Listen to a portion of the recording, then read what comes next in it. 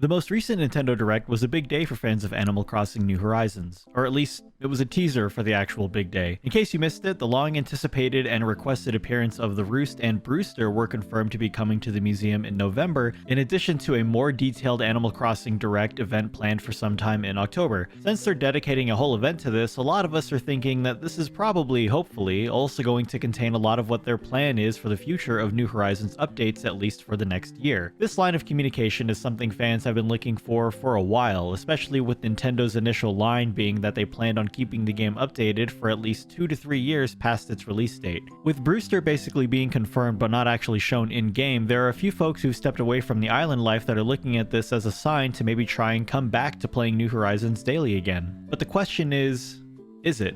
You see, Brewster and the Roost being added to the game is great, as is every addition Nintendo gives us at this point, but if you've been away from the game for a couple of months, or heck, even stopped playing it last year, is this enough of an incentive to come back and revisit those villagers you haven't seen in so long? To answer that question, it may be best to look at the Roost's purpose over the years to give us an idea of what to expect. The Roost in Wild World, its very first appearance, served different blends of coffee that you could buy for 200 bells once a day. You would also occasionally see some special character NPCs enjoying some coffee as well, which for New Horizons would be a nice way to bring back some characters that don't appear like they will have some sort of purpose in New Horizons, like Booker and Copper or Nat, for example. KK Slider also performed music there at 8 p.m. on Saturdays, which in New Horizons he does all day Saturday in front of resident services once you get a 3-star island rating. They could certainly move him to the Roost in New Horizons, but we're talking about whether or not this would be good enough for you to come back to the game if you've left already, and I don't think that this would really add or change all that much to your gameplay, so probably not. In City Folk, the coffee system in KK Slider concerts were kept pretty much exactly the same, but now there's storage for gyroids. There are currently no gyroids in New Horizons, at least the collectible kind. The only gyroid that we do have is Lloyd, who only appears when you're building a bridge or an incline, and so this may be a sign that maybe they're going to be adding gyroids to New Horizons as well. Just like fossils, they are buried in the ground in previous games, and if it works the same way in New Horizons, this would be a good incentive for you to check your dig spots every day, especially if you, say, already completed your museum section and haven't needed to dig up your dig spots in a long time. In New Leaf, just like before, the previous features of the Roost in other games is also included here again,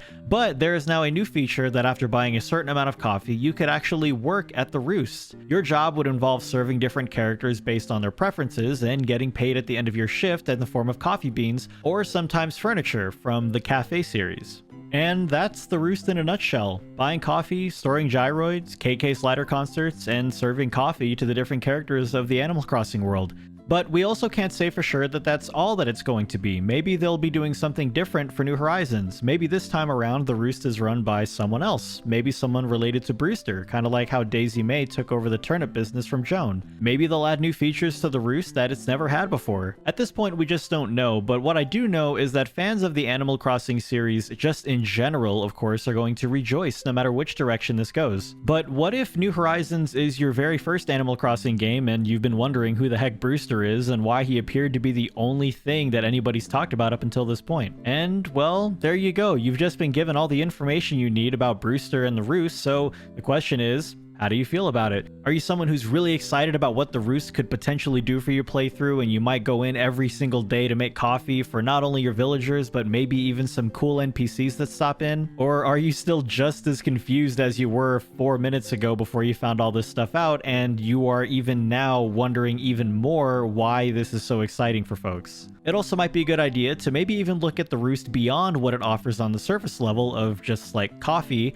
and look at it from what it could do for a more generalized playthrough experience. If gyroids come back, for example, as I mentioned before, the completionists may feel the desire to come back every now and again to check their dig spots and see what gyroid is available that day. If you're looking for more mini events to do in game beyond just the occasional treasure hunting mini game that pops up every now and again, and you want more interaction with your villagers, which is something that I think a lot of people have been asking for, you might find that working at the coffee shop every day to be a fun little thing to do. Everyone at the end of the day has different motivations to play New Horizons. ones, from island designing to those who are simply just looking for a nice chill environment to unwind their day with by just like running around, fishing, catching bugs, what have you. But if you've not played in a while, and if nothing of how the Roost played out in previous games appeals to you in any capacity, then his return may not be a good enough reason for you to actually dust off the old island like you think it is, or at least earlier than his arrival for the time being. It may be smarter to actually sit out the entire month of October and then just play again whenever Brewster is actually in the game. That way you can kind of make a more, I would say, educated decision on whether or not this is worth it to come back to.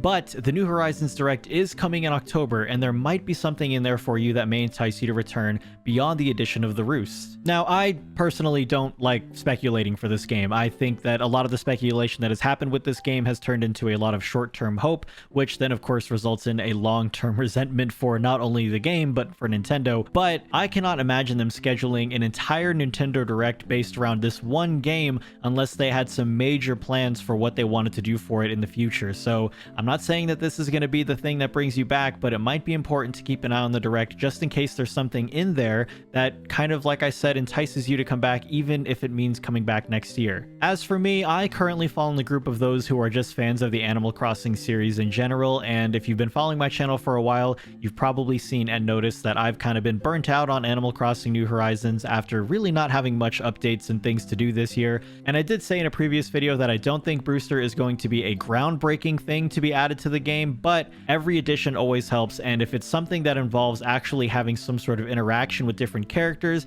and not simply designing an island that your villagers don't even seem to appreciate, then I'm all for it, and this was exciting news for me when I found out. Otherwise, thank you all so much for watching. If you were kind of wondering what to expect with Brewster's addition to New Horizons and what it means for your playthrough, I hope that this was at least somewhat helpful. As a quick note, I will be recording and posting my reaction to the New Horizons Direct here on YouTube shortly after it gets finished, so if you'd like to see that in your feed in the future, please be sure to subscribe to the channel and turn notifications on. And if you enjoyed this video, as always, be sure to give it a like or even leave a comment down below with your thoughts. Thank you so much once again for watching. Have a great day, everybody. Take care.